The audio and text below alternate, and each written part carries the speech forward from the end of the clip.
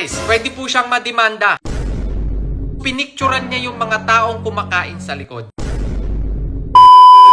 Yo guys, Saring Bangis at merong nag-send sa akin picture neto ni Tatay Michael. Okay? Si Tatay Michael ay isang nagkikito at umiiwas siya sa sugars and carbs. Okay? Yan po yung content niya. At hindi naman natin masisitse pero kasi tama rin naman yung sinasabi niya. Pero ano nga ba itong post niya na nakakaagaw pansin? Ito, they're eating some fucking shit. Yan po ang sabi ni Tatay Michael. Kung ako naman tatanungin mo, ano masasabi ko dito sa post niya? Ang masasabi ko ay very wrong. Very wrong ang post na to. Alam nyo ba kung bakit? Pwede siyang mademanda dito. Ha? Pwede siyang mademanda. Bakit ko nasabi? Paano madidemanda yan? Wala naman siyang parang sinabi. Wala naman siyang sinabi na kinakain kung nasan siya. Pero hindi po. Meron po siyang tinag. Actually, ayan. McDo. UP Town Center, Ayala Mall. So, ayan po. Tapos, pinicturan niya yung mga taong kumakain sa likod. Guys, pwede po siyang mademanda dito sa ginawa niyang to. Kasi kumuha siya ng mga picture. Ayan, pinicturan niya yung mga tao na nasa likod niya. Tapos, sinasabi niya na they're eating some fucking shit. Okay? Tapos, nasa McDo.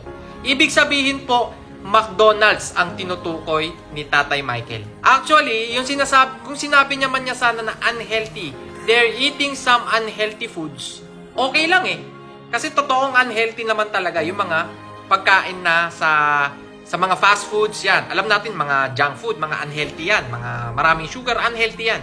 Pero kung sasabihin mong they're eating some fucking shit, para mong sinabi na kumain sila ng EAT. Para mong sinabi na sa McDo, ang pagkain ay EAT. That is very wrong. Pwede kang mademanda dyan. Lalong-lalo na ang McDo po ay napakalaking kumpanya yan. Ako, hindi ko gagawin yan. Sasabihin ko, unhealthy yan.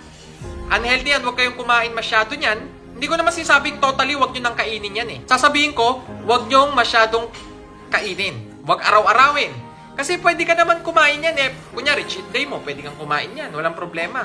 Diba? Kasi may gamit pa rin yan eh. Yung mga junk food, mga fast food, may gamit pa rin yan sa katawan natin. Hindi mo pwedeng tanggalin talaga yan totally. Very wrong po yung post ni Tatay Michael na yan. Kung ako sa kanya, i-delete niya na yan kasi medyo nakaka-alarma. Nakaka-alarma yan. Actually, yung mga sinasabi naman niya, totoo naman eh, na umiwas tayo sa mga sugars. Pero dito sa sinabi niya to, medyo mali. Okay? Hindi ko po siya binabash guys ha. Hindi ko siya binabash kasi halos same kami na ginagawa. Nakakito siya, umiiwas ako sa sugar, umiiwas ako sa carbohydrates. Pero itong ganito, mali po yan. So, sana po makarating sa kanya na maaburahin niya kasi delikado eh. Pwede siyang makulong talaga dyan.